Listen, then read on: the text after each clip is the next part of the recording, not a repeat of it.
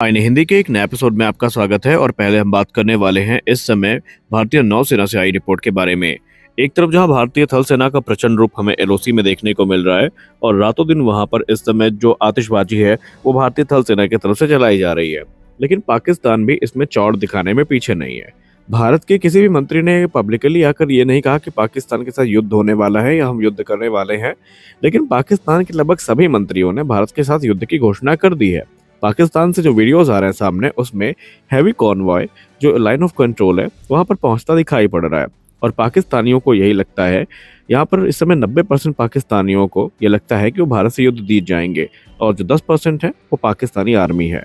तो यहाँ पर कुल मिलाकर के जो पाकिस्तान ने अपने एक्सक्लूसिव इकोनॉमिक जोन में अभी हाल ही में एक मिसाइल टेस्ट किया था, जहाँ पर उन्होंने भारत को वार्निंग दी थी कि भारत अगर इस इलाके के आसपास आता है तो भारत के जो वॉरशिप्स है उनको तबाह कर दिया जाएगा। तो जब बात शक्ति प्रदर्शन की हो तो भारतीय नौसेना यहाँ पर पीछे कैसे हो सकती है। भारतीय नौसेना इस समय अरेबियन सी में एक फायर जो एक्सरसाइज है उसको आयोजित कर रही है, यानी ड्रिल जो एक्सरसाइज है वो चल रही है, जहाँ पर पहले भारतीय नौसेना के वॉरशिप आईएनएस सूरत ने अपने जो MR-SAM मिसाइल है उसकी कैपेबिलिटी का प्रदर्शन किया, जहाँ पर उन्होंने एक लो फ्लाइंग टारगेट को हिट किया।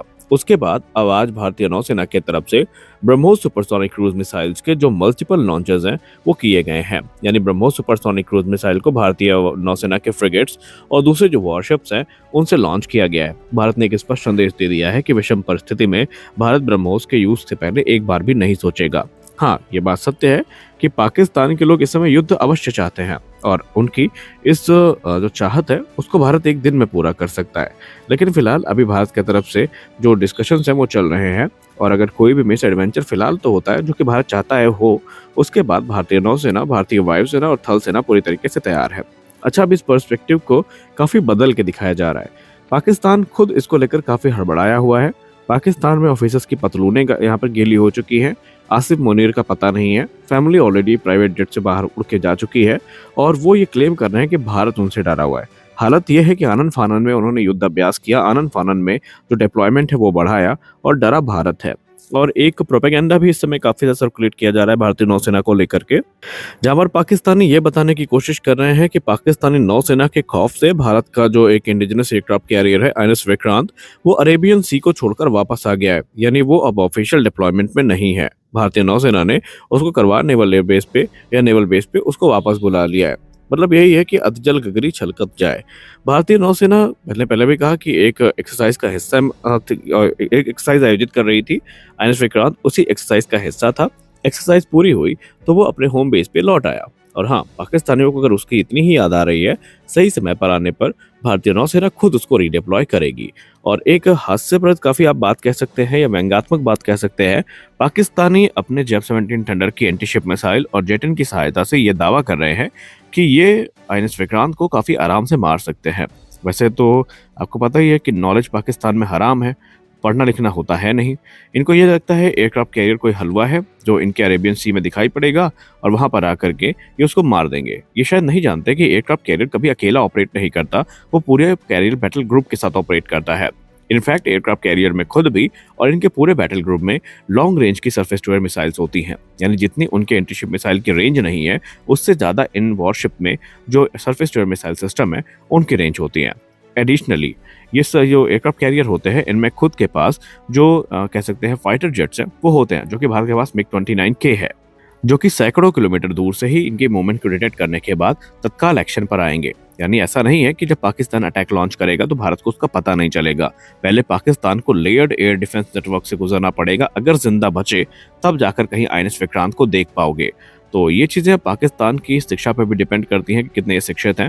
खैर, जो भी हो, भारतीय नौसेना की तरफ से जो टेस्ट है वो पूरे कर लिए गए हैं और भारतीय नौसेना पूरी तरीके से प्रिपेयर भी है। अगली रिपोर्ट में बात करने वाले हैं हिंदुस्तान एरोनॉटिक्स लिमिटेड के बारे में। हिंदुस्तान एरोनॉटिक्स लिमिटेड अब एक बार फिर से प्राइवेट सेक्टर को लेकर काफी संजीदा हो गई है और प्राइवेट सेक्टर को लेकर के एचएएल की तरफ से कुछ बड़ी बातें कही गई हैं। हिंदुस्तान एरोनॉटिक्स लिमिटेड का उद्देश्य प्राइमरी ये है कि भारतीय वायुसेना की रिक्वायरमेंट को पूरा करना, क्योंकि आपको पता ही है कि 2021 में 83 तेजस मार्क 1 जेट्स के ऑर्डर दिए गए थे, जिनमें से भी पहला एयरक्राफ्ट भी डिलीवर नहीं हो पाया है। हिंदुस्तान एरोनॉटिक्स लिमिटेड के अधिकारी ने मीडिया से बात करते हुए ये कहा कि इस समय बेंगलुरु और नासिक की प्रोडक्शन लाइन से एचएएल को काफी उम्मीदें हैं, क्योंकि अगर हम बेंगलुरु प्रोडक्शन लाइन की बात करें तो यहाँ से 16 एयरक्राफ्ट प्रतिवर्ष की दर तक डिलीवर किए जा सकते हैं, और अगर हम नासिक को कंबाइन कर लें तो ये नंबर फिर 24 को पार कर सकते हैं। लेकिन एचएएल ने कहा कि अब हम इस काम को अकेले नहीं करना चाहते। एचएएल ने प्राइवेट सेक्टर की भूमिका को काफी ज्यादा प्रोत्साहित किया है, और हाल ही में अल्फा टकोल की तरफ से जो पहला रियर फ्यूजलाज है डिलीवर किया गया है तेजस मार्क 1A का, उसके बाद से एचएएल का कॉन्फिडेंस भी प्राइवेट सेक्टर को लेकर काफी बढ़ता नजर आया है। हिंदुस्तान एरोनॉटिक्स लिमिटेड ने कहा कि अभी तक हम इस प्रोग्राम को अकेले बढ़ा रहे थे, लेकिन ऐसा नहीं था।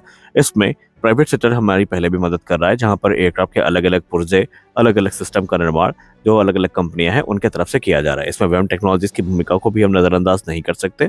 लेकिन अब यहाँ पर हिंदुस्तान एरोनॉटिक्स लिमिटेड ने कहा है कि इस समय जो बड़े दिग्गज हैं हमारे जो एरोस्पेस सेक्टर के, जैसे कि लार्सन टुब्रो हो गए या फिर टाटा एडवांस सिस्टम हो गए, ये भी अब भारत के जो इंडिजिनस प्रोग्राम है उसमें अपना सहयोग देना चाहते हैं, और हमें काफ़ी खुशी भी है कि हम उनके साथ काम करने के लिए इच्छुक हैं। आने वाले भविष्य में जो रूपरेखा है वो तय की जाएगी, जो कार्य हैं ये आपस में बांटे जाएंगे, जहां पर एचएएल का उद्देश्य होगा कि प्राइवेट सेक्टर को ज़्यादा से ज़्यादा इन्वॉल्व करना, क्योंकि उनका मानना है कि अगर प्राइवेट सेक्टर हमारे साथ जुड़ता है और इनकी भूमिका को हम सुनिश्चित कर लेते हैं तो प्रोडक्शन रेट जो है वो 30 एयरक्राफ्ट प्रति वर्ष की दर तक पहुंच सकता है। क्योंकि जब हम इस विषय पर बात करते हैं तो हमें ये जानना जरूरी है कि हम कभी एक या दो फाइटर जेट की बात नहीं कर रहे हैं, बल्कि हम यहाँ पर सीधे सीधे 200 से ज्यादा फाइटर एयरक्राफ्ट की बात कर रहे हैं। क्योंकि तेजस मार्क 2 के लिए तो भारतीय वायुसेना ने खुद स्पष्ट कर दिया है कि मार्क 1 में जो गलतियां हुई हैं वो तेजस मार्क 2 में हमें नहीं चाहिए। अगर प्रोडक्शन रेट को इंक्रीज कर दिया जाता है तो भारतीय वायुसेना की तरफ से तेजस मार्क 2 के जो ऑर्डर्स हैं ये भी 200 को पार कर सकते हैं। इनिशियली 120 का नंबर बताया गया है, लेकिन हमने आपको कल की वीडियो में शायद बताया था कि इसके दो अलग अलग वेरिएंट देखने को मिलेंगे, mark 2A, mark 2B। Mark 2B basically app का इंजन के साथ देखने को मिल सकता है, और इंडियन एयरफोर्स शुरुआत से ही जो प्राइवेट प्रोडक्शन लाइन है इसको लेकर डिमांड कर रही है, और कहा जा रहा है कि इससे भारत का रक्षा मंत्रालय इसको कंसीडर भी कर रहा है। क्या जो भी हो, यहाँ पर हिंदुस्तान एरोनॉटिक्स लिमिटेड देर से ही सही पर सही डिसीजन के साथ आ रही है, क्योंकि प्राइवेट सेक्टर के आने का मतलब ये है कि काम ना सिर्फ तेज होगा बल्कि भारतीय वायुसेना को कम से कम समय में जो एयरक्राफ्ट है वो प्रदान किए जा सकेंगे। क्योंकि अभी जनरल इलेक्ट्रिक के साथ जो इंजन इशूज हैं वो भी रिजॉल्व नहीं हो पाए हैं। अभी पहला इंजन तो डिलीवर हो चुका है, लेकिन पहला एयरक्राफ्ट अभी भी भारतीय वायुसेना को नहीं मिला है, और एचएएल इसीलिए यहाँ पर कह रही है कि प्राइवेट सेक्टर के साथ मिलकर के हमें बहुत काम करने हैं, जिसमें एयरक्राफ्ट की मैन्युफैक्चरिंग के साथ साथ जो इंजन मैन्युफैक्चरिंग है वो भी शामिल है।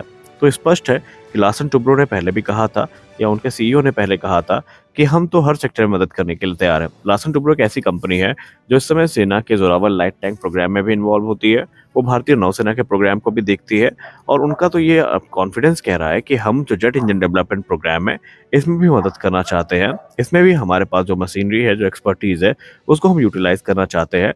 बस भारत सरकार को अपनी कुछ पॉलिसीज हैं जिनमें परिवर्तन करना होगा, कुछ जो नियम कानून है उनको देखना होगा, और हमें अलाउ करना होगा कि हम अपनी एक्सपर्टीज का यूज कर पाए। क्योंकि अगर हम अपनी एक्सपर्टीज का यूज करने की परमिशन पाते हैं तो इसका सीधा प्रभाव भारत की जो शक्ति है उसमें देखने को मिलेगा, और प्राइवेट सेक्टर कितना कैपेबल है अब इसमें कोई प्रश्न बचा भी नहीं है।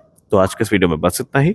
मिलते हैं अगले वीडियो में कुछ और अपडेट्स के साथ। आशा करते हैं वीडियो अच्छी लगी होगी। वीडियो अच्छी लगी वीडियो को लाइक करिए, नया चैनल को सब्सक्राइब करिए। मिलते हैं अगले वीडियो में, तब तक के लिए जय हिंद।